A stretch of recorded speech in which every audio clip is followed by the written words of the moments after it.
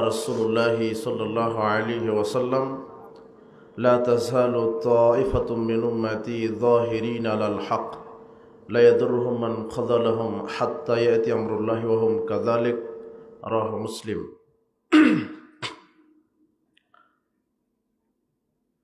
عن ثوبان قال قال رسول الله صلى الله عليه وسلم إن مما أتخوف منه على أمتي أئمة مضلين وستعبد قبائل من أمتي الأوثان وستلحق قبائل من أمتي بالمشركين رواه مسلم.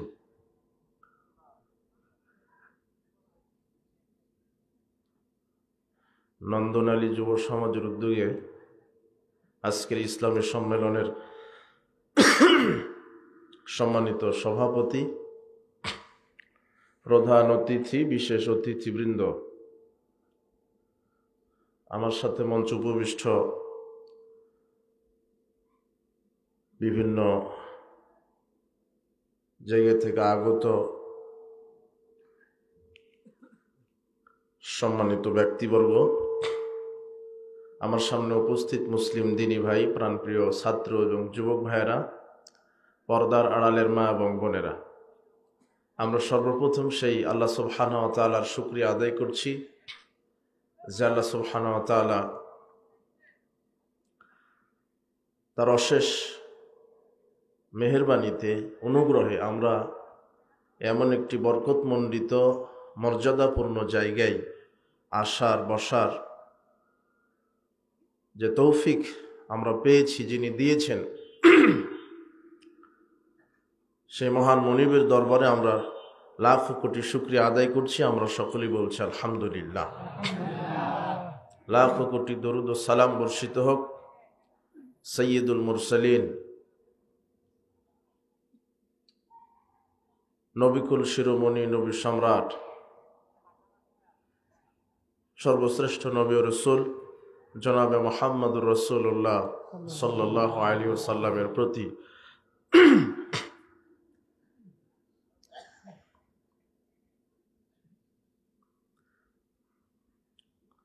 আমরা আজকের এই ইসলামী সম্মেলনের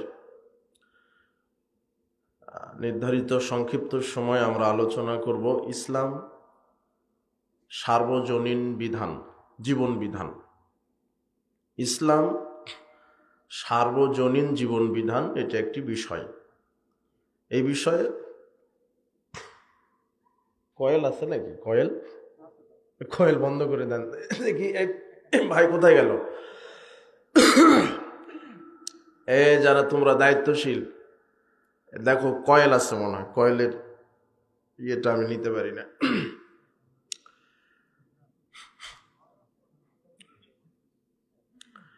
ইসলাম সার্বজনীন জীবন বিধান, এটা একটি বিষয়।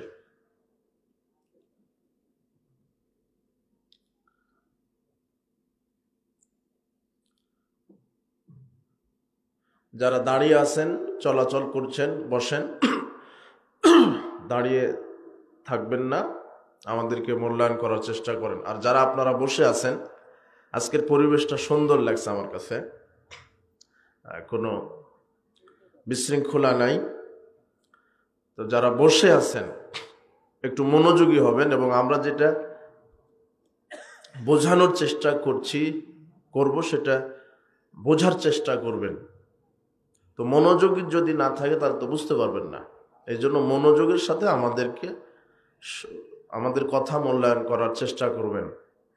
আল্লাহ সুবহানাহু ওয়া তাআলার নিকটে দোয়া করি, আল্লাহ তুমি আজকের ইসলামী সম্মেলন আমাদের জন্য তুমি কবুল করে নাও, নাজাতের উসিলা হিসাবে কবুল করে নাও। যত নারী পুরুষ আজকের ইসলামী সম্মেলনে এসেছে, আল্লাহ তুমি তাদের বিগত পাপ সমূহ ক্ষমা করে দাও, আমাদেরকে পূর্ণ ঈমান নিয়ে কবরে যাওয়ার তৌফিক দান করো, আমিন। ইসলাম সার্বজনীন জীবন বিধান, এটা হলো একটা বিষয়। তো ইসলাম সার্বজনীন জীবন বিধান, এই বিষয়ে আমরা জানার চেষ্টা করব। সার্বজনীন মানে জন্ম থেকে মৃত্যু পর্যন্ত মানুষের যত কার্যকলাপ হবে মানুষ যেটা পৃথিবীতে করবে সেটা হলো ইসলামী বিধানে তাকে করতে হবে। আর এটা আল্লাহ বলেও দিয়েছেন, আল্লাহ সেই বিধানটি দিয়ে দিয়েছেন। আল্লাহর পক্ষ থেকে মনোনীত নির্বাচিত দিন হলো কি? ইসলাম। এই কথা আল্লাহ বলছেন, ইন্নাদ-দীনা ইনদাল্লাহিল ইসলাম। আল্লাহর পক্ষ থেকে মনোনীত দিন হলো ইসলাম। আল্লাহ বলছেন, এটা সূরা ইমরানের 19 আয়াত, সূরা ইমরান 85 আয়াত আল্লাহ বলছেন, ওয়ামা ইয়াবতাগি গায়রাল ইসলামি দীনান ফালা ইউকবালা মিনহু ওয়া হুয়া ফিল আখিরাতি মিনাল খাসিরিন। এই ইসলামকে বাদ দিয়ে যারা অন্য কোনো দিন, মতবাদ, মানব রচিত কোনো মতবাদ, কোনো দিন, কোনো নীতি, কোনো আদর্শ মেনে চলবে, তারা জাহান্নামে চলে যাবে। এটা আল্লাহ বলছেন এই কথা। ইসলাম ব্যতীত যদি মানুষ অন্য কোনো দিন, অন্য কোনো বিধান, অন্য কোনো মতবাদ যদি মেনে চলে, তাহলে সে বিচার মাঠে কোথায় যাবে? জাহান্নাম। তাহলে আল্লাহর পক্ষ থেকে নির্বাচিত মনোনীত দিন, তার নাম কি? ইসলাম। আর ইসলামকে বাদ দিয়ে যদি আপনি অন্য কিছু মানেন, তাহলে পরিণাম কি? জাহান্নাম। এটাও দুটা সূরাতে আল্লাহ, একটা সূরাতে দুটা আয়াতে বলে দিলেন। এরপরে সূরা বাকারার 208 আয়াতে বলছেন, ইয়া আইয়ুহাল্লাযীনা আমানু উদখুলু ফিস-সিলমি কাফা। হে বিশ্বাসীগণ, তোমরা ইসলামের ভিতরে প্রবেশ করো পরিপূর্ণভাবে। কিভাবে? পরিপূর্ণভাবে, পরিপূর্ণভাবে ঢুকতে হবে। আবু হুরায়রা রাদিয়াল্লাহু আনহু বলছেন, রাসূল সাল্লাল্লাহু আলাইহি ওয়াসাল্লাম বলেছেন, ওয়াল্লাযী নাফসু মুহাম্মাদিন বিয়াদিহি, সেই সত্তার কসম করে বলছি যার হাতে আমার আত্মা রয়েছে, লা ইয়াসমাউ বিহাদিহিল উম্মতি ইয়াহুদিয়ুন ওয়ালা নাসরানিয়ুন। আমি মুহাম্মদ সাল্লাল্লাহু আলাইহি ওয়াসাল্লাম যে জীবন বিধান আল্লাহর পক্ষ থেকে নিয়ে এসেছি, সে ইহুদি হোক, খ্রিস্টান হোক, হিন্দু হোক, বৌদ্ধ হোক, যার নাম মানুষ, যে আমার আল্লাহর পক্ষ থেকে আমি যে বিধানটা নিয়ে এসেছি এটা শোনার পরে সুম্মা ইয়ামুত, মারা গেছে, ওয়ালাম ইউমিন বিল্লাযী, অথচ আল্লাহ যেটা নাজিল করেছেন তার উপরে বিশ্বাস করেনি, ইল্লা কানা মিন আসহাবিন নার, সে বিচার মাঠে জাহান্নামে চলে যাবে। ইসলাম সার্বজনীন, সব মানুষের জন্য। ইসলামকে সবাইকে মেনে নিতে হবে, সে ইহুদি হোক, খ্রিস্টান হোক, বৌদ্ধ হোক, হিন্দু হোক, মুসলিম তো বটেই, কিন্তু আপনি যে সমাজে নামধারী মুসলিম, তাহলে যার নাম মানুষ, তাকে আল্লাহর পক্ষ থেকে মনোনীত নির্বাচিত যে দিন, সেটা না মানা পর্যন্ত বিচার মাঠে কেউ জান্নাতে যেতে পারবে না। এখন এই ইসলামকে আপনি কোথায় মানবেন? বলা হচ্ছে ইসলাম সার্বজনীন, তার মানে সব জায়গাতে কি মানতে হবে? ইসলাম মানতে হবে। শোনেন, একটু ধৈর্য ধরে বসেন। আমি কিন্তু ওভাবে বক্তব্য দিব না, ওয়াজ করব যে আপনি কানবেন, হাসবেন, এগুলা না। আমি কিছু বোঝাতে বসেছি, আপনারা একটু কষ্ট করে বোঝার চেষ্টা করেন, না হলে জীবনটা বৃথা হয়ে যাবে বিচারের মাঠে। ইসলামকে আপনি কোথায় মানবেন? বলা হচ্ছে ইসলাম সার্বজনীন জীবন বিধান, সব মানুষের জন্য প্রযোজ্য, এবং সব ক্ষেত্রে ইসলাম মেনে চলতে হবে। এমন কোনো জায়গা নাই যে মানুষ সেই জায়গাতে পরিচালনা করবে অথচ আল্লাহ সেখানে বিধান দেননি। এরকম একটা ক্ষেত্র আপনি আল্লাহকে বা মানুষকে দেখাতে পারবেন না। আপনি যা কিছু করতে চাচ্ছেন সেখানে আল্লাহর বিধান দেওয়া আছে। কি দেওয়া আছে? বিধান দেওয়া আছে। কিন্তু আমরা ইসলাম বলতে শুধু মনে করেছি মসজিদে সালাত আদায় করা, রমাদানে সিয়াম পালন করা, সামর্থ্য থাকলে হজ করা, যাকাত দেওয়া, তাসবিহ তাহলিল করা, কোরআন মাজিদ তেলাওয়াত করা। শুধু এর ভিতরে ইসলামকে সীমাবদ্ধ রেখেছি। কিন্তু ইসলাম তো শুধু মসজিদ, মাদ্রাসা, হজ, যাকাত, তাহাজ্জুদে সীমাবদ্ধ নয়। ইসলাম হচ্ছে সার্বজনীন। আপনাকে মানুষ হিসেবে যা কিছু করতে হবে, মানুষ ইসলামকে দুই ভাগে ভাগ করে ফেলেছে। আসলে ইসলাম দুই ভাগে বিভক্ত নয়, মানুষের জীবনকে দুই ভাগে ভাগ করেছে। কেউ বলছে বৈষয়িক, কেউ বলছে ধর্মীয় জীবন, বৈষয়িক জীবন। আসলে মানুষের জীবন বলতেই একটা। ধর্মীয় জীবনে আল্লাহকে মানতে হবে, বৈষয়িক জীবনও কাকে মানতে হবে? আল্লাহকে। কিন্তু আমাদের সমাজে অধিকাংশ মানুষ শুধু যারা ইসলাম মানে শুধু ধর্মীয় জীবনে মানে, কিন্তু বৈষয়িক জীবনে তারা সর্বক্ষেত্রে ইসলাম মানে না।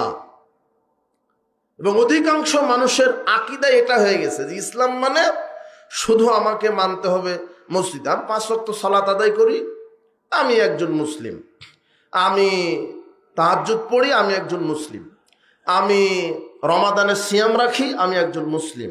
না, শুধু মসজিদে 5 ওয়াক্ত সালাত আদায় করা, রমাদানের সিয়াম পালন করা আর হজের সময় গিয়ে হজ করে আসা, এটা শুধু ইসলাম নয়। ইসলাম কি? ইসলাম হচ্ছে পরিপূর্ণ জীবন বিধান। মানুষ জন্ম থেকে মৃত্যু পর্যন্ত যা কিছু করবে সেখানে ইসলাম মেনে চলতে হবে। এই জন্য ইসলাম। মানুষ জন্ম থেকে মৃত্যু পর্যন্ত কি করে? আপনার ছেলে আজকে জন্মগ্রহণ করলো, তখন আল্লাহ বলছেন যেদিন জন্মগ্রহণ করবে, শুনতেছেন আমার কথা না? আচ্ছা, যেদিন জন্মগ্রহণ করবে সেদিন কি করো? কোনো মুরব্বীর কাছে যাও, তাকওয়াশীল পরহেজগার আলেম মানুষের কাছে গিয়ে একটু খেজুর বা কোনো মিষ্টি জাতীয় কিছু চিবিয়ে পরহেজগার ব্যক্তির মুখের লালাটা বাচ্চার মুখে বিসমিল্লাহ বলে দিয়ে নাও। এটাকে বলা হয় তাহনিক। আরবিতে কি বলে? তাহনিক করে নাও। এবং যেন সেই পরহেজগার ব্যক্তি তার জন্য দোয়া করে, বারাকাল্লাহু লাক, বারাকাল্লাহু ফাআলিক ওয়া মালিক, এইভাবে যেন দোয়া করে। তাহলে জন্মগ্রহণ করার সাথে সাথে আল্লাহ বিধান দিয়ে দিলেন এই তাহানিক করো। এটা কি বিধান না? আচ্ছা, এরপরে নাম রাখতে পারেন, ওই দিনে নাম রাখতে পারেন, আল্লাহর বিধান। এরপরে 7ম দিনের দিনে আসবে, আল্লাহ বলছেন আকিকা করো। 7ম দিনের দিনে আকিকা করো। ছেলে সন্তান হলে 2টা, মেয়ে সন্তান হলে 1টি। সামর্থ্য যদি কম থাকে তাহলে ছেলে হলে ছেলের পক্ষ থেকে 1টি দিলেও হবে। এটা আল্লাহর একটা বিধান। 7ম দিনের দিন আর কি করো? মাথা মুন্ডন করে দাও। মাথা মুন্ডন করে মাথায় জাফরানের রং দিয়ে মাখিয়ে দাও। চুলকে ওজন করো, চুলের ওজন পরিমাণ রূপা অথবা রূপার পরিমাণ যেই মূল্য টাকা সাদগা করে দাও। জন্মদিন থেকে নিয়ে বিধান শুরু একটা মানুষের উপরে। কার বিধান শুরু? আল্লাহ। এরপরে বড় হচ্ছে, তাকে বিবাহ দাও। বিবাহতে আল্লাহর বিধান। 7 বছর হলে তাকে সালাতের কথা বলো। মৌরু আওলাদাকুম বিসসালাতি ওয়া হুম আবনাউ 7 সিনিন। 7 বছর হলে পিতামাতাকে আল্লাহ বলছেন, পিতাকে বলছেন, হে পিতা, তুমি তোমার ছেলে মেয়েকে সালাতের কথা বলো, নির্দেশ দাও, আদেশ করো। যখন কয় বছর? 7 বছর। ওয়াদরিবুহুম আলাইহা ওয়া হুম আবনাউ 10 সিনিন। এরপরে তোমার সন্তানকে মারপিট দিয়ে প্রহার করে সালাত আদায় করো যখন তার বয়স 10 বছর। তাহলে একজন মুসলিম 10 বছর থেকে সালাত আদায় করবে, তার উপরে ফরজ। এটা হলো আল্লাহর বিধান। এছাড়া তো আরো কত বিধান আছে মানুষের জীবনে। কি বিধান? ঘুমাবেন তো আল্লাহ বলছেন ডান কাতে ঘুমাও আর বলো আল্লাহুম্মা বিসমিকা আমুতু ওয়া আহইয়া। ঘুম থেকে উঠবেন, আল্লাহ বলছেন এই দোয়া বলো, আলহামদুলিল্লাহিল্লাযী আহইয়ানা বাদা মা আমাতানা ওয়া ইলাইহিন নুশুর। ঘুম থেকে উঠে জুতা পায়ে দিবেন। জুতা পায়ে দিবেন না? জুতা পায়ে দিবেন। আল্লাহ বলছেন ডান পা আগে ঢুকে দাও, বিসমিল্লাহ বলো। খোলার সময়তে বাম পা আগে খুলো, ডান পা। জুতা যে পায়ে দিবেন এটাতেও কার বিধান আছে? আল্লাহর। এখন ঘুম থেকে ওঠার পর তো টয়লেটে যেতে হয়, তাই কি না? আল্লাহ বলছেন বিসমিল্লাহ আল্লাহুম্মা ইন্নী আউযু বিকা মিনাল খুবুসি ওয়াল খাবায়েস। এই দোয়া বলো, তারপরে প্রবেশ করো। বাইর হবে, বাইর হওয়ার পরে বলো গুফরানাকা। তো কার বিধান? আপনি পোশাক গায়ে দিবেন, আল্লাহ বলছেন আগে ডান হাতলটা আগে ঢুকে দাও। ডান হাতল, বাম হাত নয়। অধিকাংশ মানুষ পোশাক গায়ে দেয়, বাম হাতের হাতলটা আগে ঢুকে দেয়, তাই না? কিন্তু ডান দিক থেকে শুরু। আল্লাহ বলছেন দোয়া বলো। কি দোয়া? আলহামদুলিল্লাহিল্লাযী কাসানি হাযা ওয়া রাযাকানি মিন গায়রি হাওলিন মিন্নি ওয়ালা কুওয়া, এই দোয়া বলো। তাহলে কি হবে? পোশাক গায়ে দেওয়ার সময় যদি এই দোয়া বলতে পারো, গুফরা লাহু মা তাকাদ্দামা মিন যামবিহি, তোমার বিগত সব পাপ ক্ষমা করে দিব। এখন আপনি খাবেন, ভাত খাবেন বা যেই খাবেন, আল্লাহ বলছেন ডান হাতে খাও। কোন হাতে? পাশ থেকে খাও। বিসমিল্লাহ বলো। খাওয়ার শেষে আলহামদুলিল্লাহিল্লাযী আত'আমানি হাযা ওয়া রাযাকানি মিন গায়রি হাওলিন মিন্নি ওয়ালা কুওয়া, এটা তো একই ফজিলত। রাসূল সাল্লাল্লাহু আলাইহি ওয়াসাল্লাম বলছেন, কেউ যদি খাওয়া শেষে এই দোয়া বলতে পারে, আল্লাহ তার বিগত সব পাপ ক্ষমা করে দিবেন। তাহলে এগুলি বিধান। আপনি স্ত্রীর কাছে যাবেন, বিবাহ তো করলেন আল্লাহর বিধানে। আল্লাহ বলছেন আগে খুতবা হবে, আগে খুতবা হবে বিবাহের পূর্বে। এরপরে মেয়ের বাপ দুইজন সাক্ষী নিয়ে ছেলের সামনে এইভাবে বলবে, আমার মেয়ে অমুক, এত টাকা মোহরের বিনিময়ে তুমি আমার মেয়েকে স্ত্রী হিসেবে কবুল করো। তখন ছেলে বলবে কাবিলতু, বা আমি কবুল করলাম। ঠিক আছে না? এটা ঠিক আছে না? উকিল ভাড়া করে আনেন, হ্যাঁ? একটা পাঁঠাকে ভাড়া করে আনেন না, যে পাঁঠা লাগবে। উকিল প্রথা হারাম, ইসলামে কোনো উকিল নাই। কিসের উকিল? উকিল কাকে বলে? দুদিন পর উকিলের সাথে আপনার মেয়ে ভেগে চলে যাবে। ও বলছে কি, এই যে শিক্ষক মানে গুরু, পিতার সমতুল্য, তো শিক্ষকের সাথে ফেটে চলে গেছে আপনার মেয়ে, শিক্ষকের সাথে শিক্ষা সফরে গেছে আপনার মেয়ে। আপনার মেয়ে শিক্ষা সফরে যায়, তো শিক্ষক হলো বাপের মতো, শিক্ষকের সাথে শিক্ষা সফরে কেন? 2 কিলো যেতে পারবে না শিক্ষকের সাথে, হারাম। শিক্ষক হলো গায়রে মাহরাম, শিক্ষা সফরে গেছে। আবার বলছে যে আব্বু, আমার সাথে অনেক আমার বয়ফ্রেন্ডরা আছে। আপনি আবার দোয়া করছেন তাহাজ্জুদ পড়ে, যে আল্লাহ আমার মেয়েটাকে জাফলংয়ে পাঠিয়ে দিয়েছি, শিক্ষা সফরে একটু সহি সালামতে পাঠিয়ে দিও। এমন সহি সালামত, বিবাহের পূর্বেই পেটে বাচ্চা। একটা নারী হজে যেতে পারে না তার মাহারাম ছাড়া। কি ছাড়া? পৃথিবীর সবচেয়ে বড় ধনী আপনার স্ত্রী, আপনি মারা গেছেন, তার বাপ নাই, তার ভাই নাই, তার ছেলে নাই, মাহারাম নাই। মাহারাম ছাড়া একটা নারী হজে যেতে পারে না। কোথায়? সে জায়গাতে আপনার স্ত্রী বাজারে যায় কেন? আপনার মেয়ে বাজারে যায় কেন? জি না, আমি ওগুলো না, ওদিকে চলে যাচ্ছে কথা। আমি কি বোঝাতে চাইলাম? বিবাহের পদ্ধতি, বিবাহ যে করবেন এখানেও কার বিধান আছে? আল্লাহ। রাসূল সাল্লাল্লাহু আলাইহি ওয়াসাল্লাম বলছেন বিবাহের পূর্বে খুতবা পড়ো, খুতবা শেষ লা নিকাহা ইল্লা বিওয়ালিন, মেয়ের বাপ ছাড়া বিবাহ নেই। ওয়া শাহিদাইনি, 2 জন সাক্ষী আর মেয়ের বাপ ছাড়া বিবাহ নেই। 2 জন সাক্ষী লাগে আর বাপ লাগে মেয়ের। সাক্ষী লন্ডন থেকে হোক সমস্যা নেই, সাক্ষী আত্মীয় হোক আর যে দেশের যেই হোক সমস্যা নেই। 2 জন সাক্ষী, বর পক্ষের হোক আর কন্যা পক্ষের হোক, এটাও শর্ত নয়। 2 জন সাক্ষী হলেই হলো। 2 জন সাক্ষী আর মেয়ের বাপ ছাড়া কি হবে না? বিবাহ হবে না। এই জন্য আগে বিবাহের খুতবা। আল্লাহ বলছেন এই বিবাহ পড়ানোর পূর্বে খুতবা, খুতবা শেষ হবে, এরপরে মেয়ের বাপ বলবে। মেয়ের বাপ যদি নিজেই খুতবা পড়তে পারে আলহামদুলিল্লাহ, তাহলে হুজুর লাগবে না, মৌলানা লাগবে না। কিন্তু খুতবা যেহেতু পড়তে হবে সুন্নাত, এই জন্য মেয়ের বাপ যদি খুতবা পড়তে না পারে, তাহলে কি করবে? একজন আলেমকে নিয়ে আসবে, আলেম খুতবা পাঠ করবেন। খুতবা শেষ, এরপরে মেয়ের বাপ এখন শুরু করবে বিবাহ। মেয়ের বাপ বিবাহ দিবে। মেয়ের বাপ ছাড়া পৃথিবীতে কোনো দ্বিতীয় পুরুষ নাই যে তাকে বিবাহ দিতে পারে মেয়ের বাপ বেঁচে থাকা অবস্থায়। মেয়ের বাপ এখন বিবাহ দিচ্ছে। আপনার যিনি জামাই হবেন তার সামনে বসবেন, আপনার সাথে কয়জন সাক্ষী থাকবে? 2 জন। 2 জন সাক্ষী নিয়ে আপনার জামাইকে বলবেন, আমার মেয়ে অমুক নাম, তার পিতা আমি, এত টাকা মোহরের বিনিময়ে তুমি কি আমার মেয়েকে স্ত্রী হিসেবে কবুল করছো? তখন ওই ছেলেটা বলবে কাবিলতু, হ্যাঁ আমি কবুল করছি। অনেকে বলে আলহামদুলিল্লাহ। আলহামদুলিল্লাহ বলা যাবে না। আলহামদুলিল্লাহ মানে কি?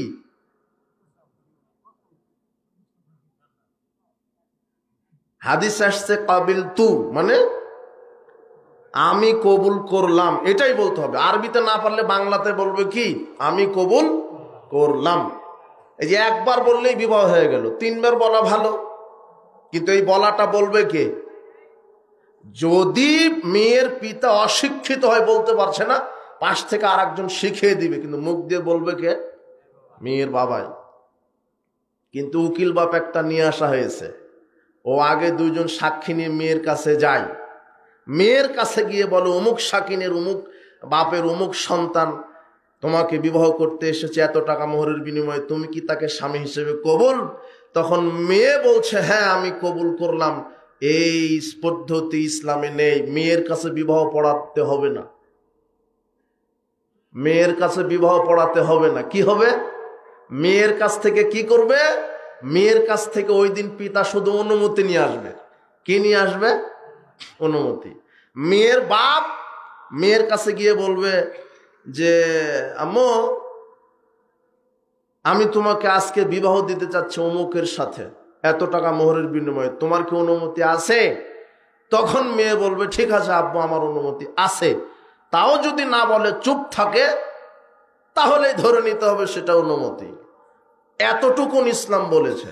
কিন্তু মেয়ের কাছে উকিল গিয়ে 2 জন সাক্ষী নিয়ে তার কাছে বিবাহ পড়াতে হবে, এই বিধান ইসলামে যদি থাকে তাহলে আগামীকাল আপনার এটা কোন থানা? আত্রাই থানা না? আত্রাই থানার সবচেয়ে বড় হুজুরকে বলবেন ওই বিধানটা আছে কোথায়, যে মেয়ের কাছে গিয়ে আগে বিবাহ পড়াতে হবে, এই বিধান আছে কোথায়? জি না, মুহাম্মদ সাল্লাল্লাহু আলাইহি ওয়াসাল্লাম বলছেন মেয়ের কাছ থেকে অনুমতি নিতে হবে শুধু। তা অনুমতি নেবে কে? বাপ। অনুমতি বাপ নিয়ে এসে ছেলের কাছে ওইভাবে 2 জন সাক্ষী দিয়ে কি করবে? বিবাহ পড়াবে। এটা হলো ইসলামের বিধান। তো বিবাহ করবেন সেখানে কার বিধান? আল্লাহর বিধান।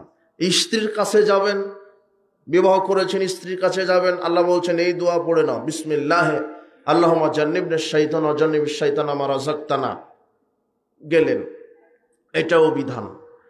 তাহলে সব কিছুই করলেন আল্লাহর বিধানে। কার বিধানে? আল্লাহর বিধান। আবার একটু রিপিট করি ওখান থেকে, খাইলেন কার বিধানে? ঘুমালেন কার বিধানে? আর কি করলেন? পোশাক গায়ে দিলেন কার বিধানে? জুতা পরলেন কার বিধানে? আপনার ওই পোশাক গায়ে দিলেন কার বিধানে? পেশাব পায়খানা করলেন কার বিধানে? আল্লাহর বিধান আছে। আপনি জানেন না, মানেন না, সেটা আপনার ব্যর্থতা, কিন্তু যা কিছু করতে চাচ্ছেন সেখানে কার বিধান আছে? এই যে আপনি 1 গ্লাস পানি পান করবেন, এই 1 গ্লাস পানি পান করারই আলাদা আল্লাহ বিধান দিয়ে দিয়েছেন। ভাত খাবার তো বিধান আছে আছে, শুধু 1 গ্লাস পানি পান করবেন, তার জন্য আল্লাহ বলছেন আমার বিধান মানো। বলেন তো 1 গ্লাস পানি পান করতে বিধান আছে কয়টা? ভুল হলো, 10টা বিধান লাগে। ওই যে কে বলেছে 10টা, ওটাই ঠিক। কয়টা বিধান? 10টা বিধান লাগে। শুধু 1 গ্লাস পানি পান করবেন বলে আল্লাহ 10টা বিধান দিয়ে দিলেন। গণেন তো দেখি। 1, রাসূল সাল্লাল্লাহু আলাইহি ওয়াসাল্লাম বলছেন স্বর্ণরৌপ্যের পাত্রে পানি পান করা আমি হারাম করে দিলাম। স্বর্ণরৌপ্যের পাত্রে পানি পান করা কি হারাম। রাসূল সাল্লাল্লাহু আলাইহি ওয়াসাল্লাম বলছেন কেউ যদি স্বর্ণরৌপ্যের পাত্রে পানি খায় সে যেন আগুন খেলো। কি খেলো? আপনি যত বড়ই ধনী হন, স্বর্ণের দোকানদার, স্বর্ণের আপনি ফ্যাক্টরিতে বসে আছেন, তবু স্বর্ণ দিয়ে গ্লাস বানিয়ে কি করতে পারবেন না? পানি খেতে পারবেন। এটা বিধান নয়। 2, যেটা খাবেন সেটা হালাল হতে হবে, পানি হলেই হবে না। মাদকও তো পানি, পানীয় মদ, তো যেটা খাবেন সেটা হালাল পবিত্র হতে হবে। 3 নম্বর কি? জগ, কলস, মস্ক, এর মুখে পানি খাওয়া যাবে না। রাসূল সাল্লাল্লাহু আলাইহি ওয়াসাল্লাম বলছেন তোমরা ছোট পাত্রে, বড় পাত্র থেকে ছোট পাত্রে ঢেলে খাও। তো যার নাম আপনি গ্লাস দিয়েছেন গ্লাসে ঢেলে খাবেন। আরবের লোকেরা মস্কে পানি খেত। মস্ক একটা ওই কাপড়ের মতো বা থলের মতো একটা বড় একটা বস্তু, সেখানে মস্কে পানি রাখতো, কলসের মতো। আপনি কলস অনুবাদ করেন কলস, বালতি, জগ, মস্ক। তো আপনি জগ থেকে কোথায় ঢেলে খেতে হবে? জগের মুখে খাওয়া যাবে না, এটা রাসূল সাল্লাল্লাহু আলাইহি ওয়াসাল্লাম নিষেধ। যদি পানি খেতে চান তাহলে কাতে ঢেলে খাবেন? গ্লাসে। তাহলে 3টা হলো। 4 নাম্বার ডান হাতে ধরতে হবে। 4 নাম্বার কি? ডান হাতে ধরলেন। 5 নাম্বার বসলেন। 6 নাম্বার বিধান বিসমিল্লাহ বললেন। 7 নাম্বার বিধান 3 শ্বাস। 8 নাম্বার বিধান গ্লাসে ফু দেওয়া যাবে না। কি দেওয়া যাবে না? ফু দেওয়া যাবে না। নাহা রাসূলুল্লাহ সাল্লাল্লাহু আলাইহি ওয়াসাল্লাম আইনফাকা ফিহি, রাসূল বলছেন তোমরা গ্লাসে পানিতে ফু দিও না, গরম হোক আর ঠান্ডা হোক। ভাতে তোমরা ফু দিও না, গরম হোক আর ঠান্ডা হোক। কি দেওয়া যাবে না? ফু দেওয়া যাবে না। আপনি গ্লাসে ফু দিতে পারবেন না, পানিতে ফু দিতে পারবেন না। এখন বিজ্ঞান বলছে না যে মানুষ যেটা ছাড়ে নাক দিয়ে মুখ দিয়ে, এটা হলো কার্বন ডাই অক্সাইড, আর যেটা মানুষ নেয় সেটা হলো অক্সিজেন। তো কার্বন ডাই অক্সাইড তো বিষ, এটা আপনার খাদ্যে পানিতে মিশে যাবে না। দেখেন রাসূল সাল্লাল্লাহু আলাইহি ওয়াসাল্লাম এটা আগেই বলে দিয়েছেন যে তোমরা খাদ্যে পানিতে ফু দিও না। 9 নাম্বার, যদি পাত্রে পানি মাছি পড়ে, গ্লাসে যদি মাছি পড়ে, তাহলে কি গ্লাসের পানি ফেলে দিবেন? তাই না? ফেলে দিবেন না। রাসূল সাল্লাল্লাহু আলাইহি ওয়াসাল্লাম বলছেন যদি গ্লাসে মাছি পড়ে তাহলে মাছিটা ডুবিয়ে দাও।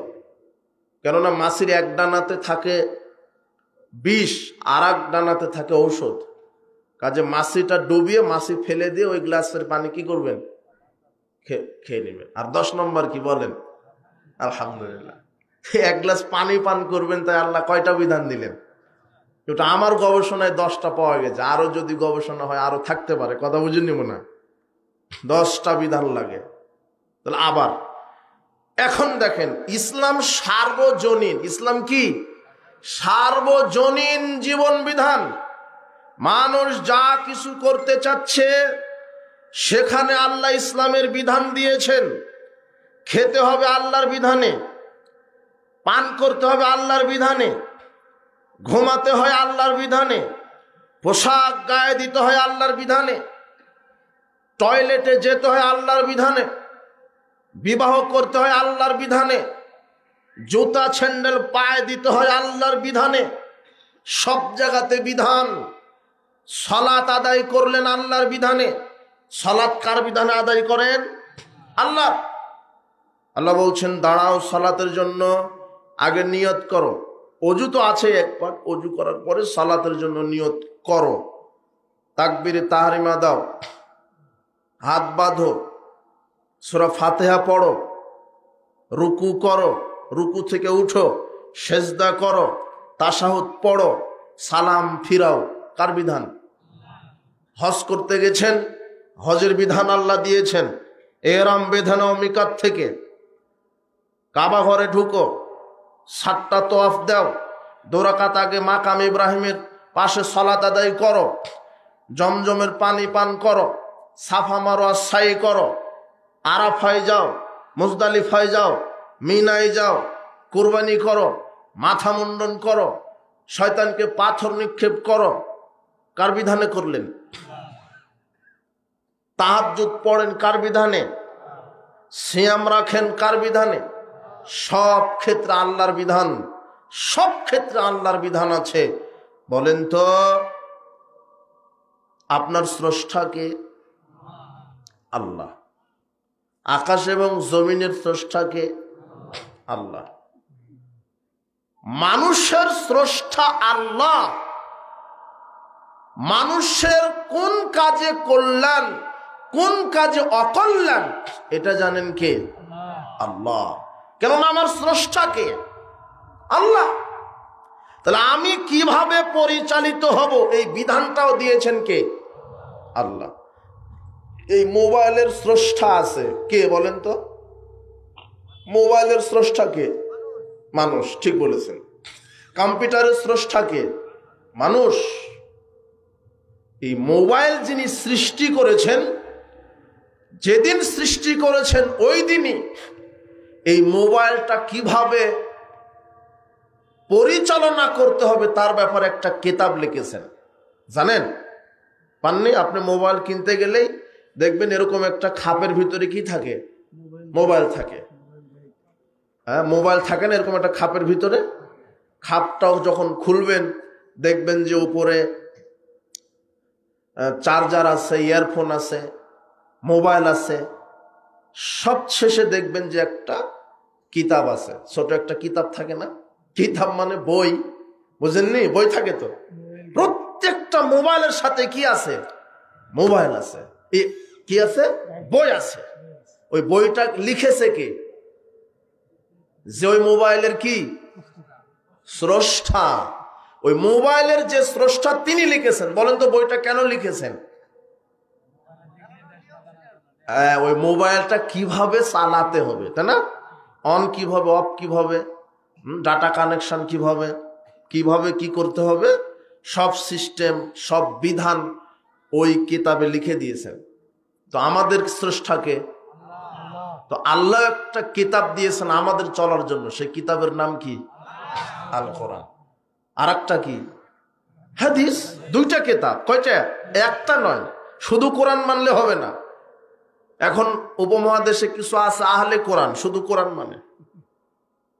রাসূল সাল্লাল্লাহু আলাইহি ওয়াসাল্লাম বলছেন, আবু দাউদের 4604 নম্বর হাদিস, তিনি বলছেন, আলা ইন্নী উতিতুল কিতাব ওয়া মিসলাহু মাআহু। শোনো আই সাহাবীগণ, সাবধান থাকো, আমাকে আল্লাহ কোরআন তো দিয়েছেন, তার সাথে আরেকটা কিতাব দিয়েছেন, সেটা হলো হাদিস। আলা, মনে রাখো, ইউশিকু রাজুলান আলা শাবআনি আলা আরাকাতিহি। শেষ জামানায় কিছু ভদ্রলোক বের হবে, আলিশান ধনিক শ্রেণীর মানুষ বের হবে, যারা তাদের চেয়ারে হেলান দিয়ে বসে বলবে, আলাইকুম বিহাদাল কোরআন, শুধু কোরআন মানলেই হবে। ফামা ওয়াজাদতুম ফিহি হালালিন ফাহিল্লুহু, কোরআনে যেটা হালাল পাবে শুধু সেটা মানো। ওয়ামা ওয়াজাদতুম ফিহি হারামিন ফাহির, এরা কি? কাফের। আপনি কোরআন কিভাবে মানবেন হাদিস ছাড়া? আরে কোরআনের ব্যাখ্যাটাই তো হাদিস। কোরআনে বলছে সালাত আদায় করো, কিভাবে সালাত আদায় করবেন?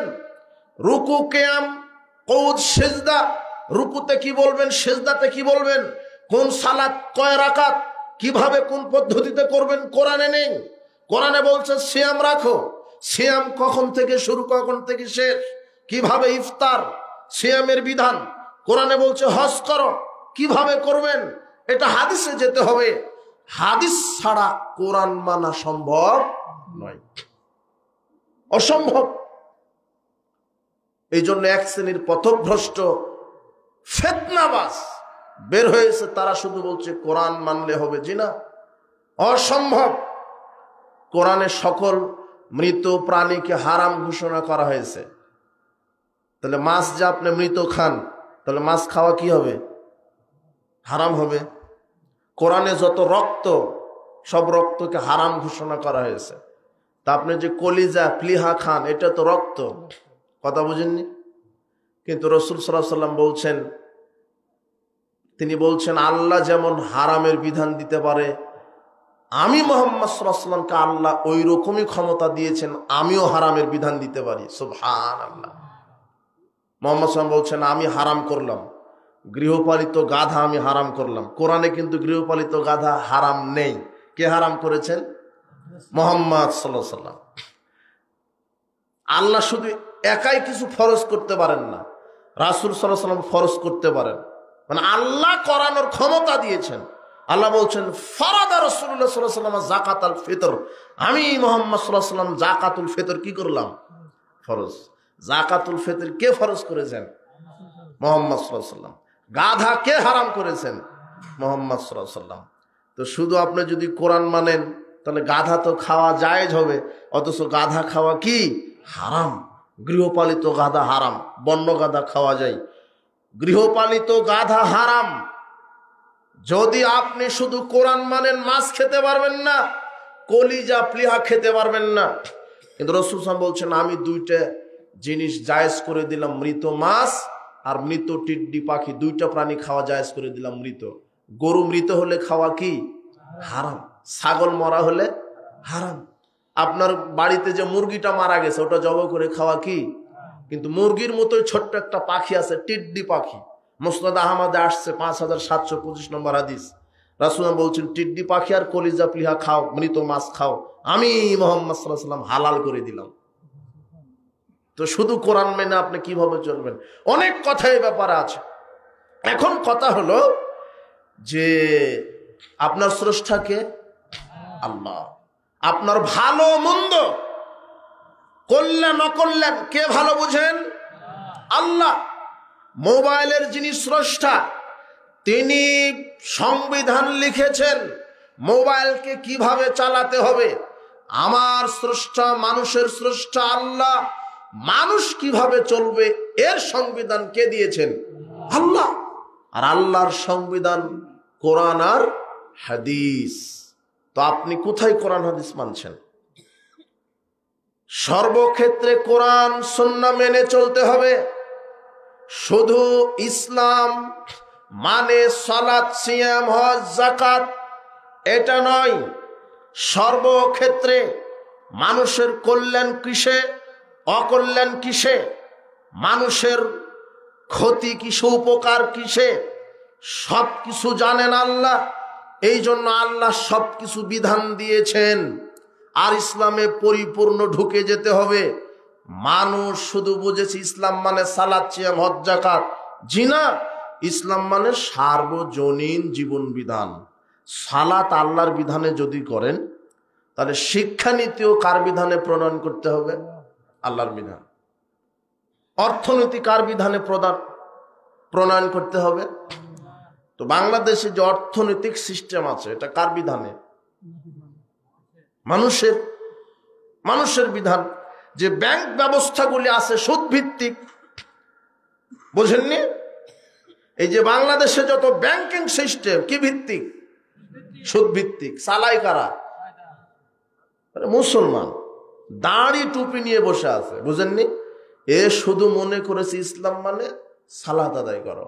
ও ব্যাংকে চাকরি করে, সুদী ব্যাংকে। আজান হলে জামাতেই সালাত আদায় করে, কিন্তু কি খুর? সুদখোর। ও বুঝেছে শুধু ইসলাম মানে সালাত। ইসলাম মানে জামাকে অর্থনীতিও কার বিধানে চালাতে হবে? আল্লাহর বিধান।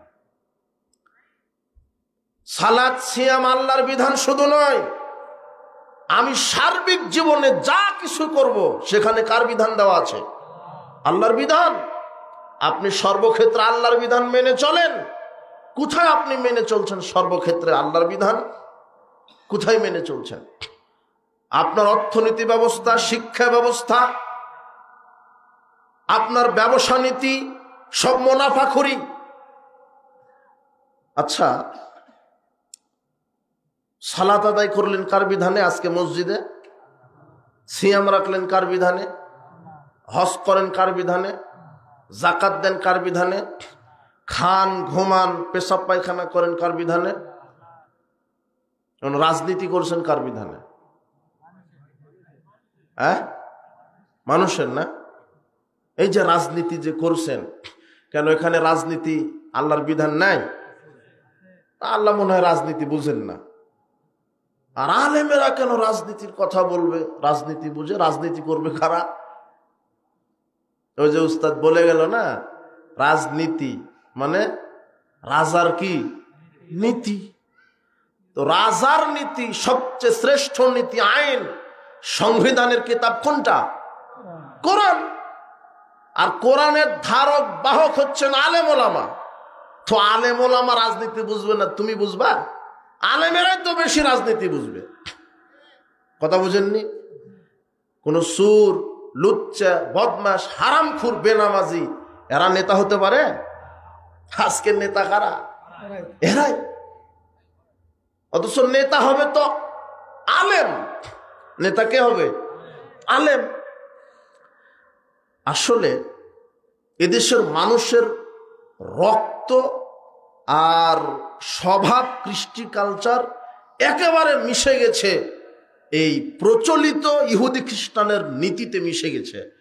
এরা বুঝতেই পারে না ইসলাম সম্পূর্ণ জীবন বিধান। তো আপনি মসজিদে ইমাম নিয়োগ দিবেন, কি নিয়োগ দিবেন? ইমাম। আর ইমাম, ইমাম তো আরবি শব্দ, তাই না? ইমামের বাংলা কি? নেতা। ইমামের বাংলা কি? নেতা, ইংলিশে বলা হয় লিডার। লিডার, ওটা আরবিতে হলো ইমাম, বাংলাতে কি? নেতা। তো ইমাম মসজিদে নিয়োগ দেন, মসজিদে ইমাম নিয়োগ দিচ্ছেন না? তো আপনার ওই মসজিদে ইমাম নিয়োগ দিচ্ছেন, ও কতজনের সালাত আদায় করাবে? মসজিদে কত লোক ধরে? আপনার এলাকায় কত লোক আছে? 500। ও 500 জন লোকের ইমাম না? 500 জন লোকের একজন ইমাম নিয়োগ করেন আপনি, ওর একটা ভাই বানেন। ভাই বানেন না? ভাইবা, আপনি ভাইবা নিচ্ছেন কি? ইমাম সাহেব দাড়ি ছাঁটে কিনা, কথা বুঝেননি? ডিগ্রি কেমন আছে, কেরাত কেমন, একটু বলেন যে ইমাম সাহেব দেখি কেরাত একটু করেন, দেখি অমুক সূরা থেকে তেলাওয়াত করেন। আরবি গ্রামারের কোনো দখল আছে নাকি? নাও সরফ জানেন, মিজান মুনসাহেব কতটুকুন জানেন, একটু ধরলেন। এরপরে হারামের সাথে জড়িত কিনা, আপনার বউ পর্দায় থাকে কিনা, এইভাবে কি নিচ্ছেন? ইমামের ভাইবা নিচ্ছেন। ওই ইমাম কতজন লোকের ইমামতি করবে? 500। আরে 5000 ধরেন, 5000 লোকের ইমাম, আপনার বিশাল বড় মসজিদ, ও 5000 লোকের ইমামতি করবে। কিন্তু আপনি কি সুন্দর ভাইবা নিচ্ছেন। দাড়ি ছাঁটা হলে ওকে আর কি নিতেন না, তাই না? বউ যদি বেপরদায় থাকতো ওকে কি করতেন না? নিতেন না। প্যান্ট যদি টাকনোর নিচে থাকতো নিতেন না। হারামের সাথে যদি, লুচ্চামের সাথে জড়িত থাকতো, এই ইমামকে আপনি নিতেন? তাহলে আপনি ভাইবা নিয়ে 5000 লোকের ইমাম নিয়োগ দিচ্ছেন, ভাইবা নিয়ে 5000 লোকের ইমামতি করবে। কিন্তু নির্বাচন যখন আসে তখন এমপি নির্বাচিত হয়, হয় না? কতজন লোকের? 100, 200, হ্যাঁ? আচ্ছা, তোমারটা নিলাম, কত লক্ষ? 5 লক্ষ লোকের নেতা হবে, তাই না? আপনি নেতা করবেন 5 লক্ষ লোকের। তো একদিনও কি বিবেচনা করেছেন যে ওর দাড়ি আছে কিনা, ও সালাত আদায় করে কিনা, ও লুচ্চামি করে কিনা, ও মদ খায় কিনা, ওর বউ পর্দায় থাকে কিনা? কোনোদিন দেখেছেন আপনি? কথা বুঝেননি? আপনি যার ক্যানভাস করে বেড়ান, যার ক্যানভাস করছেন রাত দিন, ওর মুখে নাই দাড়ি, ওর বউ বেটি বেপর্দায় চলে, ও হলো হারামখোর, ও হলো বেনামাজি, তাহলে ওকে আপনি নেতা করলেন কেন? বেনামাজিকে যদি নেতা করেন, ও বাংলাদেশে নামাজ কায়েম করবে কিভাবে? ও তো নিজেই তো বেনামাজি। মদখুর, গাঁজাখুর, ইয়াবাখুর, এই হারামখুরকে যদি আপনি নেতা করেন, তাহলে ও মদ কি নিষিদ্ধ করবে সরকারি ভাবে? ও তো নিজেই মদ খায়, কথা বুঝেননি? লুচ্চাকে যদি, ওর যে বউ বেটি বেপর্দায় থাকে, ও কি পর্দার বিধান কায়েম করবে? হ্যাঁ? তো আপনি সুন্দর করে তো আমার সাথে না বলছেন, তো ভোট কেন্দ্রে তো আপনিই তো যান, অবাক তো। এখানে আমার বক্তব্যের সাথে মিলাচ্ছেন, তো ভোট দিচ্ছেন কাকে? ভোটের ফজিলত আছে। ভোটের কি আছে? ফজিলত আছে ভোটের। এগুলো সবাই বলবে না তো, চাকরিজীবীরা বলবে না, ওদের চাকরি নট হয়ে যাবে। যারা সামাজিকতা বজায় করে রাখে, ওরা, যারা মানুষকে ভয় করার কথা বলবে না। ভোটের ফজিলত কি? আপনি যে ভোট দিচ্ছেন, যাকে দিলেন আপনি, ও যদি নেতা হয়, ও যত নারীর সাথে জেনা করবে, যত দুর্নীতি করবে, তার সম পরিমাণ পার্সেন্টেজ আপনার অ্যাকাউন্টে জমা হয়ে যাবে। এটা হলো ভোটের ফজিলত। আর এই প্রচলিত গণতান্ত্রিক সিস্টেমে যে ভোটটা, এটা হলো হারাম। এটা কি? হারাম। এই প্রচলিত গণতান্ত্রিক পদ্ধতিতে ভোটের মাধ্যমে যদি নেতা নির্বাচন হয়, তাহলে সুর, বদমাশ, লুচ্চা, হারামখুর, বেনামাজিরা সমাজে নেতা হবে। কথা বুঝেছেন? ভালো মানুষ হবে না তো। ভালো মানুষ কিভাবে হবে? এটা ভালো মানুষ, এই যে এই খুঁটিটা ভালো মানুষ, মদিনা বিশ্ববিদ্যালয় থেকে ফারাক হয়ে আসছে, এমপিতে দাঁড়াবে। আর এটা হলো মমতাজ, শিল্পী মমতাজ আছে না? এটা কি? মমতাজ। কি ওকে বলে, মমতাজ না, এটা আছে না, বাউল শিল্পী আছে না, এটাও দাঁড়ায়। আর হলো আলেম মানুষ, তাকওয়াশীল মানুষ, এ ভোট পেয়েছে আপনার এই আত্রাই থানার 99 জন আলেমের, পরহেজগার বড় বড় আলেম 99 জন একে ভোট দিয়েছে। আর মমতাজ বেগমকে ভোট দিয়েছে যারা সিনেমাখুর, নাটকখুর, গাঁজাখুর, লুচ্চা, বদমাস, হ্যাঁ, এরা হলো 100 জন ভোট দিয়েছে। বলো তো এমপি কে? হ্যাঁ, এটাই হলো গণতন্ত্র আর এই প্রচলিত ভোট পদ্ধতি।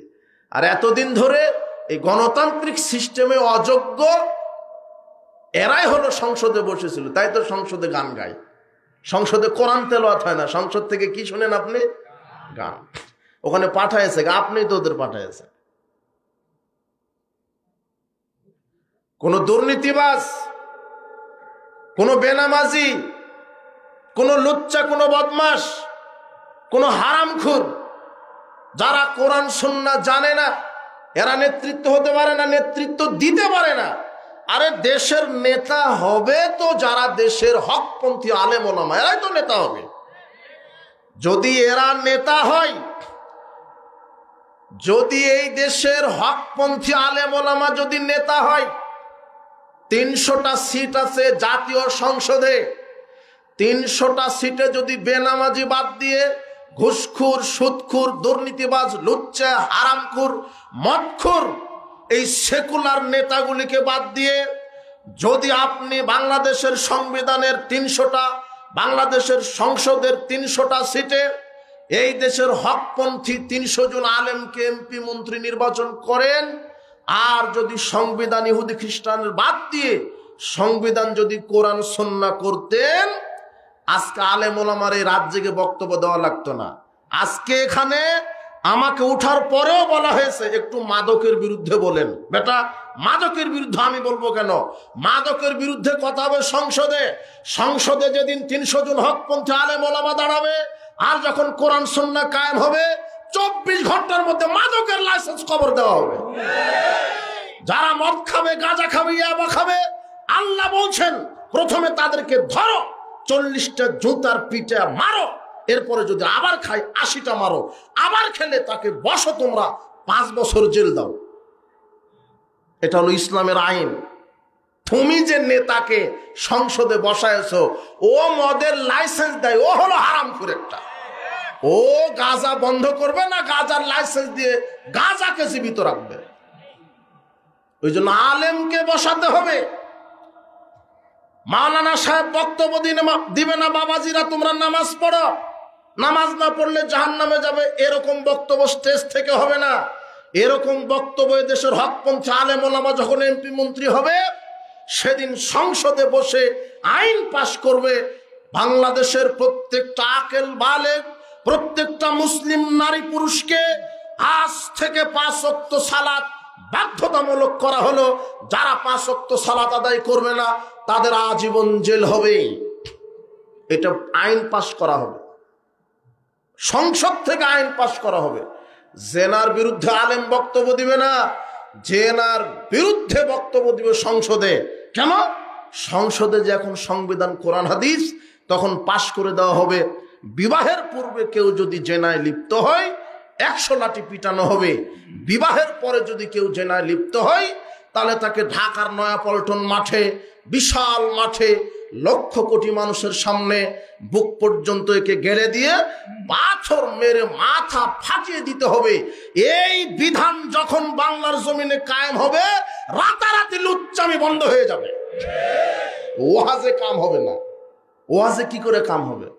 এই জন্য আগে নেতৃত্বের সংস্কার দরকার। তোমার নেতা কিভাবে জেনার বিধান কায়েম করবে? একজন নেতার 1400 নারীর সাথে জেনার সম্পর্ক আছে, ও জেনা করে। গাজার বিধান কিভাবে বাতিল করবে? ও খায়। এরকম হারামখোর, বেনামাজি, এরা নেতা হওয়ার যোগ্যতা রাখে না। এই যুবক শোনো, তুমি মনে রাখো, এই নেতার পিছনে ছোট না। যেই নেতা তোমাকে ওযুর কথা বলে না, ইমানের কথা বলে না, আমলের কথা বলে না, সালাতের কথা বলে না, সিয়ামের কথা বলে না, বলে আমার ক্যানভাস করো, আমার দলে যোগ দাও। কি হবে? টাকা দিব, নারী দিব, গাড়ি দিব, বাড়ি দিব।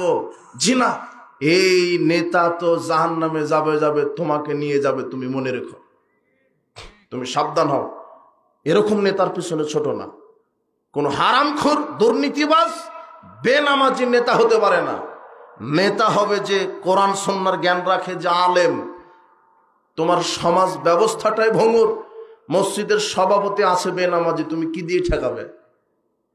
মসজিদের সেক্রেটারি, সভাপতি, ক্যাশিয়ারে হলো দুর্নীতিবাজ, মসজিদের টাকা মেরে খায়। কথা বুঝনি? মসজিদে যে তুমি যাকে সভাপতি করেছো এ তো বেনামাজি। তোমার যে সেক্রেটারি, যে ক্যাশিয়ার, এ হলো দুর্নীতিবাজ। এ কি উপকার করবে? দুর্নীতিবাজ, মদখোর, বিড়িখোর, সিগারেটখোর, এরা কি করে নেতা হতে পারে?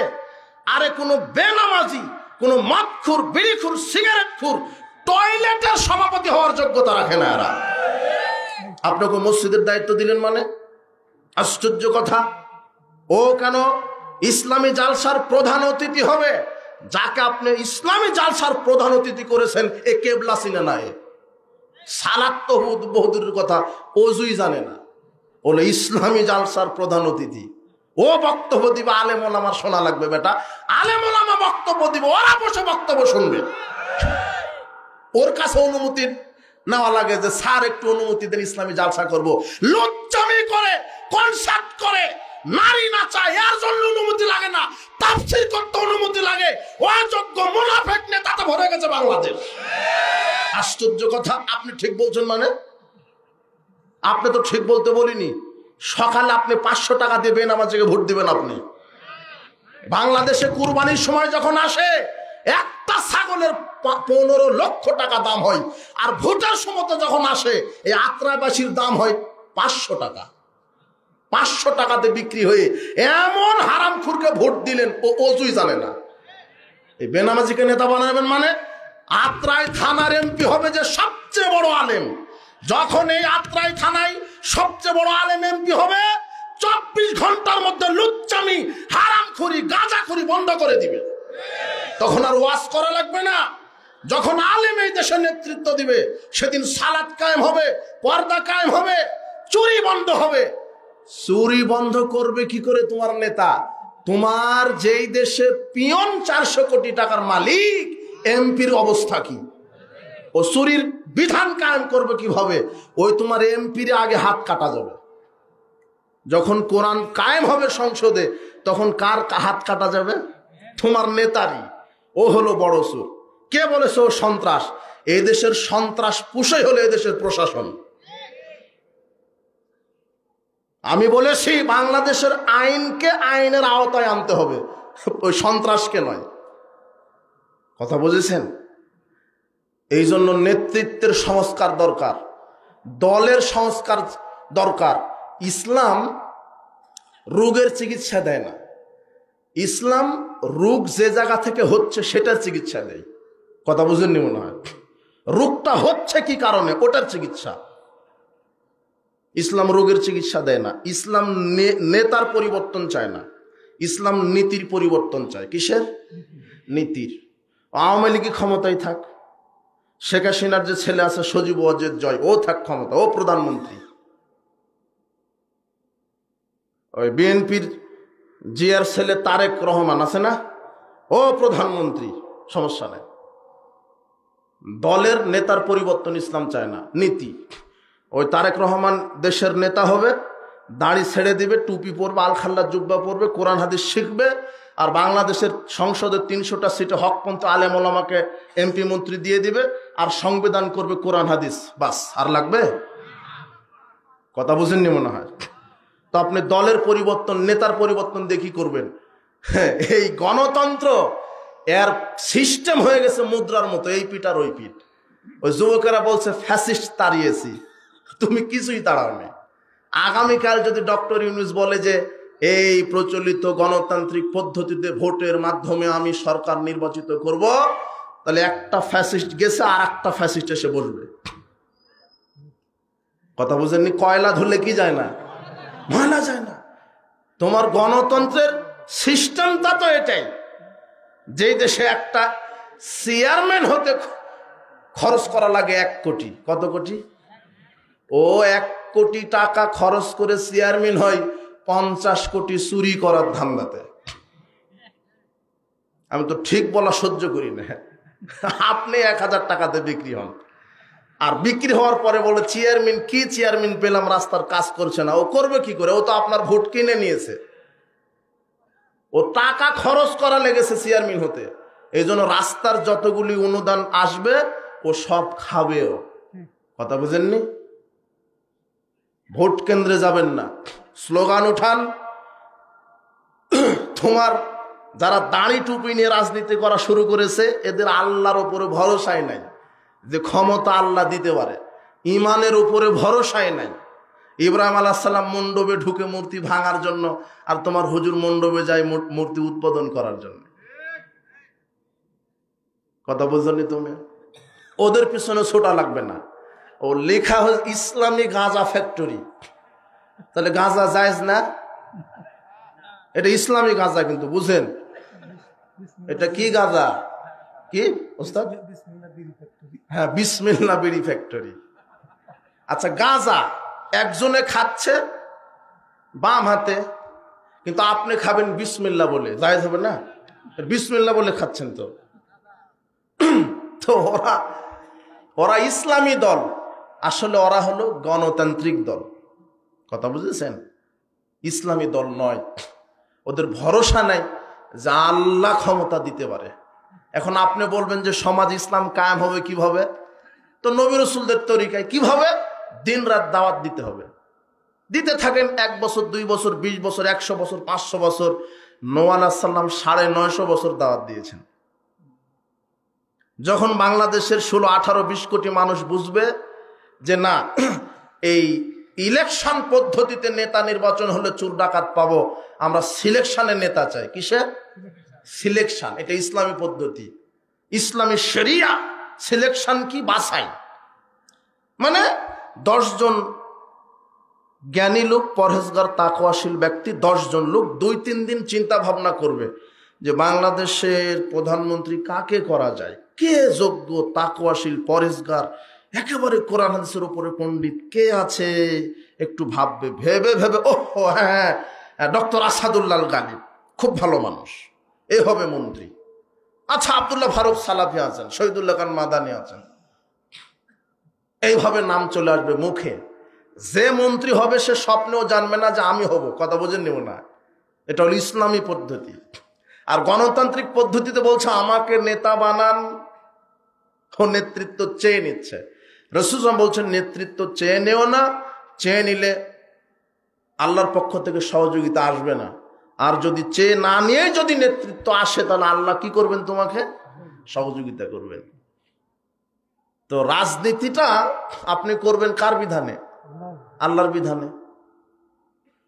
আল্লাহর বিধানে রাজনীতি করতে হবে। গণতন্ত্র কুফরি মতবাদ, শিরকি মতবাদ। গণতন্ত্র এবং ইসলামের মধ্যে পার্থক্য হলো, গণতন্ত্র হচ্ছে মানুষের তৈরি করা আইন, আর ইসলাম কি প্রদত্ত আইন? আল্লাহ প্রদত্ত। কার আইন? ইসলাম। গণতন্ত্রে মানুষের বিধান পরিবর্তনশীল, আর ইসলামে আল্লাহর বিধান অপরিবর্তনশীল। গণতন্ত্র অধিকাংশ রায় চূড়ান্ত, আর ইসলামে ওহির বিধান কি? চূড়ান্ত। গণতন্ত্রে সার্বভৌম ক্ষমতার মালিক জনগণ, আর ইসলামের সার্বভৌম ক্ষমতার মালিক আল্লাহ। গণতন্ত্রে ক্ষমতার উৎস জনগণ, ইসলামে ক্ষমতার মালিক আল্লাহ। গণতন্ত্রে নারী নেতৃত্ব জায়েজ, আর ইসলামে নারী নেতৃত্ব। তোমার যে দাড়ি টুপি নিয়ে যারা রাজনীতি করছে, ওদেরকে আগে সংবিধান দেখানো হয়েছিল বাংলাদেশের, যে 30% নারী নেতৃত্ব থাকতে হবে। এটা মেনে নিলে রাজনীতি করো, না হলে করো না। এরা মেনে নিয়ে মাঠে নেমেছে। কত পার্সেন্ট? 30%। অর্থ মুহাম্মদ সাল্লাল্লাহু আলাইহি ওয়াসাল্লাম বলছেন লাইফলিহা কওমুন ওয়ালাউ আমরাহুম ইমরাতান, ওই জাতি সফল হবে না যেই জাতিতে একজন নারী নেত্রী হবে। কত তোমার নেতা দাড়ি টুপি লাগিয়ে একবার ডানা কাটা পরির সাথে ক্যানভাসে নেমে গেছে। তো এই নেতা দিয়ে দেশ সংস্কার হবে না। অসম্ভব হবে না, লিখে রাখেন, হবে না। গণতন্ত্র দিয়ে ইসলাম কায়েম হবে না। ইসলাম প্রতিষ্ঠিত হবে ইসলামেরই তরিকায়। ইসলামের নিজস্ব একটা ক্ষমতা আছে। ইসলাম একটা আদর্শর নাম। আল্লাহ প্রদত্ত দিন হচ্ছে ইসলাম। মানুষের তৈরি কোন মতবাদের মোকাপেক্ষী ইসলাম হতে পারে না। কথা বুঝেছেন? তাহলে আমার সালাত কার বিধানে? রাজনীতি আল্লাহর। আপনি করছেন কার? এখন কার বিধানে রাজনীতি করছেন? অর্থনীতি কার বিধানে? রাসূল সাল্লাল্লাহু আলাইহি ওয়াসাল্লাম যা তার জীবনে সবচেয়ে বেশি বিরোধিতা করতে বলেছেন ইহুদি খ্রিস্টানের। কাদের? ইহুদি খ্রিস্টানের। সব সময়তে বলতেন ইহুদি খ্রিস্টানের তোমরা বিরোধিতা করো, ইহুদি খ্রিস্টানের বিরোধিতা করো। আল্লাহর নবী বলছেন ইন্নাল ইয়াহুদা ওয়ান নাসারা লা ইয়াসবুগুন। ইহুদি খ্রিস্টান যদিও দাড়ি রাখে, তারা দাড়িতে খেজাব দেয় না। কাজেই ফাখালিফুহুম, তোমরা ইহুদিদের বিরোধিতা করো। ইহুদিরা সাদা দাড়ি রাখে, তোমরা সাদা দাড়িকে রাঙিয়ে নাও, খেজাব দাও, তবে কালো ব্যতীত। কি ব্যতীত? যদি সাদা দাড়িতে আপনি লাল কালার করেন, মেহেদি দেন, তাহলে কাদের বিরোধিতা করলেন? ইহুদিদের। রাসূল সাল্লাল্লাহু আলাইহি ওয়াসাল্লাম ইহুদিদের বিরোধিতা করতে বলেছেন, সব ক্ষেত্রে বিরোধিতা করতে বলেছেন, সব ক্ষেত্রে। আজকে আপনার অফিস, আদালত, কোর্ট কাচারি, শিক্ষাঙ্গন সব জায়গাতে কাদের বিধান? ওদেরই বিধান। অর্থনীতি তাদের, সমাজনীতি তাদের, রাজনীতি তাদের, শিক্ষানীতি তাদের, বিচার ব্যবস্থা তাদের, আইন ব্যবস্থা তাদের। শুধু আয় যুবক, তুমি হলো বাংলাদেশে মুসলিম হিসেবে ঘর জমায় আছো, তুমি শুধু মুসলিম, তোমার ক্ষমতা শুধু মসজিদ মাদ্রাসায়। যাও কোর্টে যাও, তোমাকে লাথি মারবে। কোর্টের যে বিচারপতি সেও মুসলিম, কিন্তু সংবিধান লিখে কার? ইহুদিদের। কথা বুঝনি তুমি? তাহলে যখন সার্বিক ক্ষেত্রে ইসলামী বিধান চলে আসবে, সেদিন পর্দা কায়েম হবে, সেদিন আর জেনা হবে না, সেদিন মদকে হারাম ঘোষণা করা হবে, চুরি করলে হাত কাটা হবে আর চুরি হবে না, মানুষ নিরাপদে থাকতে পারবে। ইসলামটাই হচ্ছে শান্তিপূর্ণ ধর্ম, ইসলামটাই হচ্ছে নিরাপদময় ধর্ম। কিন্তু আমরা ইসলাম মানি, মুসলিম, তারপর আমাদের নিরাপত্তা নাই। কেন?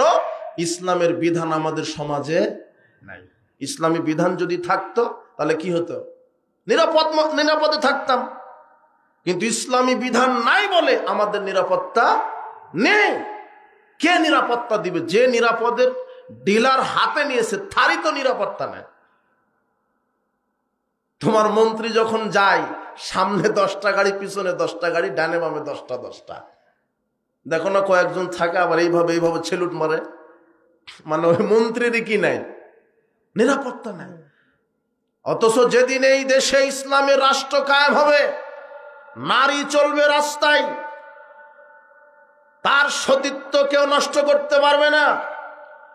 যেদিন এই দেশে ইসলামের বিচার ব্যবস্থা কায়েম হবে, কারো সম্পদ চুরি হবে না, কারো সম্পদ আত্মসাৎ হবে না, কেউ মাদকে আসক্ত হবে না, কারো স্ত্রী ধর্ষণ হবে না, কারো মেয়ে ধর্ষণ হবে না, কারো সম্পদ চুরি হবে না।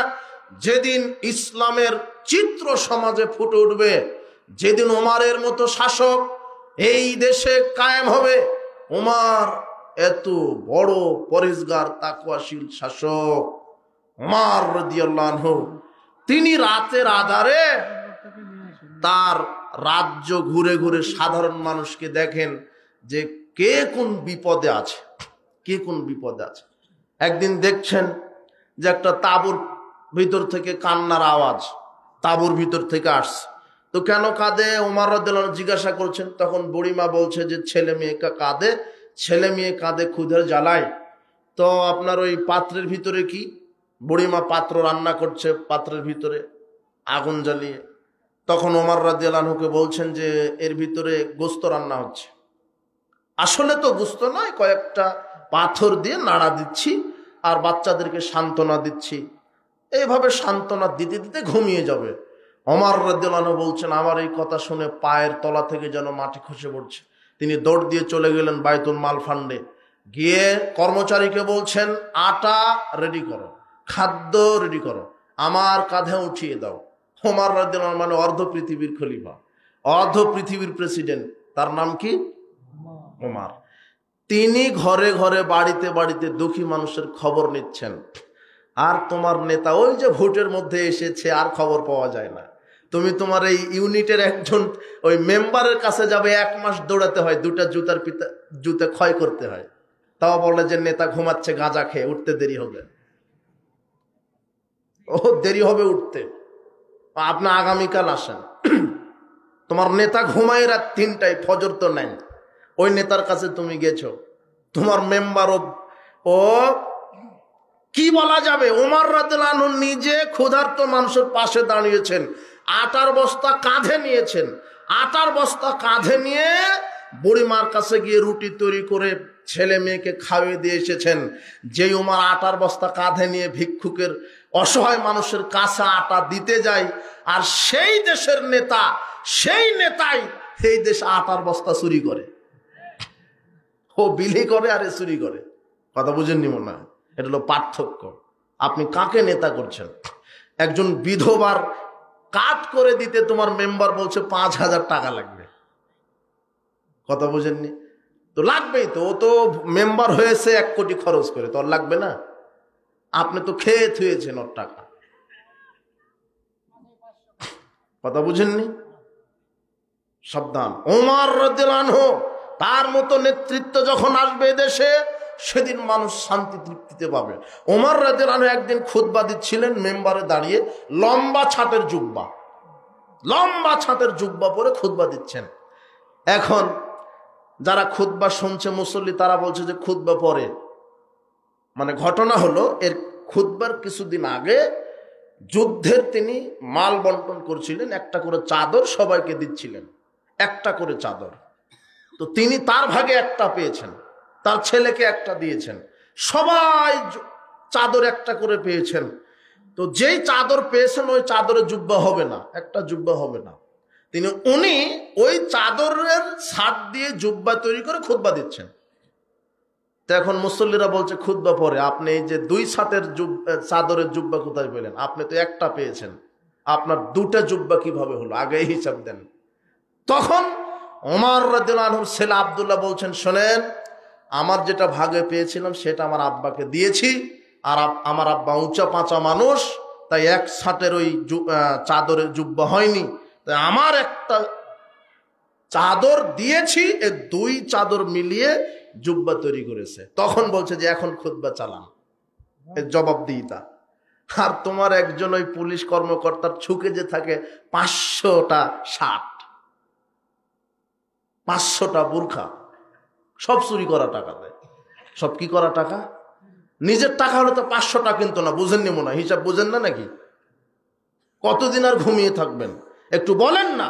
যেদিন বাংলার জমিনে প্রত্যেকটা দরজা থেকে আওয়াজ আসবে, সকল বিধান বাতিল করো, ওহির বিধান কায়েম করো, সেদিন রাতারাতি বাংলার জমিন ইসলাম কায়েম হয়ে যাবে ইনশাআল্লাহ। এই ভোট এই ক্যানভাস করে নয়, এই ক্যানভাস এই গণতান্ত্রিক পদ্ধতিতে সুর হারাম করারাই নেতা হবে। ভালো মানুষ আসবে না তো? কিভাবে ভালো মানুষ আসবে? কথা বুঝেছেন? এই জন্য সাবধান হন। জবাবদিহিমূলক নেতা যখন আসবে বাংলাদেশে, সেদিন ইসলাম শান্তিতে থাকবে মানুষ। আজকে অশান্তি, মানুষের জীবনে নিরাপত্তা নেই, চোর ডাকাত ভরে গেছে, ছিনতাই রাহাজানি ভরে গেছে। কেন? ইসলামী বিধান নাই। এই জন্য সাবধান হয়ে যান। এই প্রচলিত তন্ত্রমন্ত্র আপনি বিশ্বাস করবেন না। সর্বক্ষেত্রে কার বিধান? আল্লাহর বিধান। আগামীতে আমরা দোয়া করি, আল্লাহ বাংলাদেশে এমন অভ্রান্ত সত্য নেতা তুমি পাঠিয়ে দাও, যাতে করে কোরআন এবং সহিহ সুন্নাহর এই আলোয় জাহেলিয়াতের অমানিসা অন্ধকার দূর হয়ে যায়। আল্লাহ তুমি কবুল করো। তাহলে আজকের যে আলোচনা থেকে আমরা কয়েকটা দিক দেখতে পেলাম, যে সার্বিক জীবনে মানতে হবে কি? আল্লাহর বিধান। মসজিদে কার বিধান? সংসদে কার বিধান? আর বর্তমানে মসজিদে কার বিধান আর সংসদে কার বিধান? কথা বুঝেননি? তাহলে মসজিদে যে আল্লাহর বিধান, ওই বিধানটা যদি সংসদেও কায়েম হয়, তাহলে আপনি শান্তিতে থাকবেন। এটা একটা বোঝা গেল। একটা কি হলো আপনি বুঝতে পারলেন। দ্বিতীয়টা কি? আদর্শ হবে একজন মানুষের, তার নাম হচ্ছে মুহাম্মদ সাল্লাল্লাহু আলাইহি সাল্লাম। অন্য কারো নয়, ইহুদির নয়, খ্রিস্টানের নয়, কোনো বিজাতির নয়। বরং ইহুদি খ্রিস্টান বিজাতিদের আপনি কি করবেন? বিরোধিতা করবেন। রাসূল সাল্লাল্লাহু আলাইহি সাল্লাম এটাই বুঝিয়েছেন যে তোমরা বিজাতিদের বিরোধিতা করো। তিনি বলছেন যে খালিফুল মুশরিকিন, মুশরিকদের বিরোধিতা করো। একটু শোনেন, একটু আমি শেষ করে দেবো, ওই যে বাসার ভাই আসলে শেষ করে দিব, উনি আসতে দেরি হচ্ছে। খালিফুল মুশরিকিন, মুশরিকদের কি করো? বিরোধিতা করো। ওয়াফিরুল লিহা, দাড়ি ছেড়ে দাও। ওয়াফুস শাওয়ারিব, আর গোফটা খাটো করো। দাড়ি ছেড়ে দিলে কাদের বিরোধিতা করা হয়? মুশরিকদের, খ্রিস্টানের। তাহলে দাড়ি ছেড়ে দেন, দাড়ি চাঁচা যাবে না, দাড়ি ছেড়ে দিলে তাদের বিরোধিতা। সাদা দাড়িতে খেজাব লাগালে তাদের বিরোধিতা, তবে সাদা দাড়িতে কালো খেজাব লাগাতে পারবেন না। রাসূল সাল্লাল্লাহু আলাইহি সাল্লাম বলছেন কেউ যদি সাদা দাড়িতে কালো খেজাব দেয় তাহলে সে জান্নাতের সুগন্ধিও পাবে না। ইয়াকুনু ফি আখিরিজ জামান ইয়াখযুবুনা বিসসাওয়াদি কাহাওয়াসিলিল হামাম। রাসূল সাল্লাল্লাহু আলাইহি সাল্লাম বলছেন কেউ যদি সাদা দাড়িতে কালো খেজাব লাগায়, লা ইয়ারিহুনা রাইহাতাল জান্নাহ, সে জান্নাতের কি পাবে না? সুগন্ধিও পাবে না। সাদা দাড়িতে কালো খেজাব দেওয়া যাবে না, অন্য যে কোনো রঙে রাঙিয়ে দেন, লাল, নীল, হলুদ, যেটা আপনার পছন্দ। তবে বাড়তি কিছু করেন না, যেহেতু সমাজে কায়েম আছে কি মেহেদি লাল, সেটা করবেন। কথা বুঝেননি মনে হয়। কিন্তু সাদ কালোটা কি করা যাবে না? দেওয়া যাবে না, তাহলে জাহান্নাম হবে। এটা কেমন একটা ব্যাপার, কিন্তু এটা আল্লাহর বিধান। দাড়ি ছেড়ে দিতে হবে, সাদা দাড়িতে খেজাব লাগাতে হবে কালো ব্যতীত।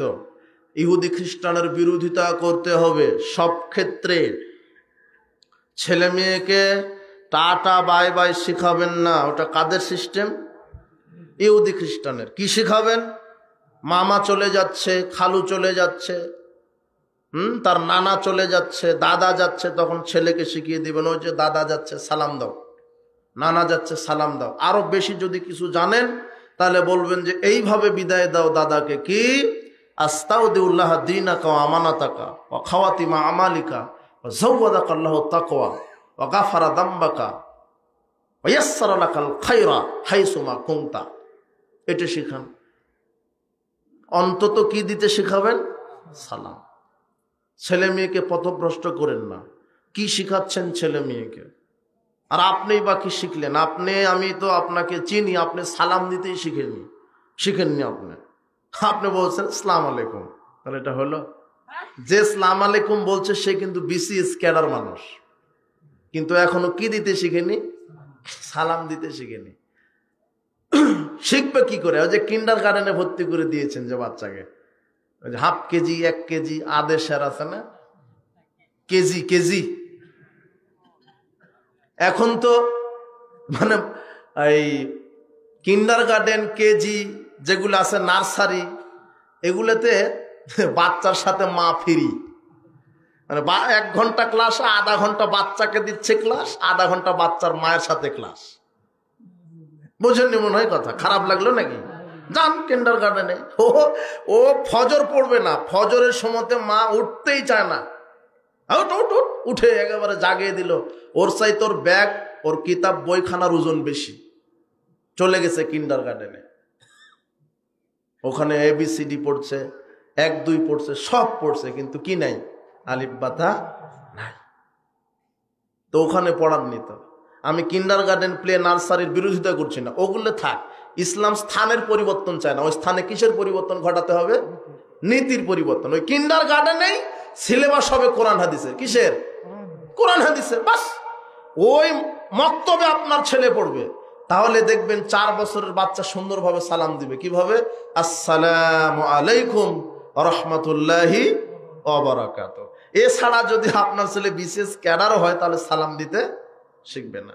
বলছে যে আমার ছেলেটা, হুজুর একটু দোয়া করেন। হুজুর আমার ছেলে 5 বছর বয়স, এর কম্পিউটারের সব ফাংশন জানে, কিন্তু সূরা ফাতিহা এখনো শিখেনি। আমার মেয়েটা 4 বছর যাচ্ছে, একেবারে মোবাইলের সব ফাংশন জানে, কিন্তু অজু এখনো জানে না। সব শিখালেন, কি শিখালেন? তো এই দিতে হবে না, শিখাতে হবে কোরআন হাদিস।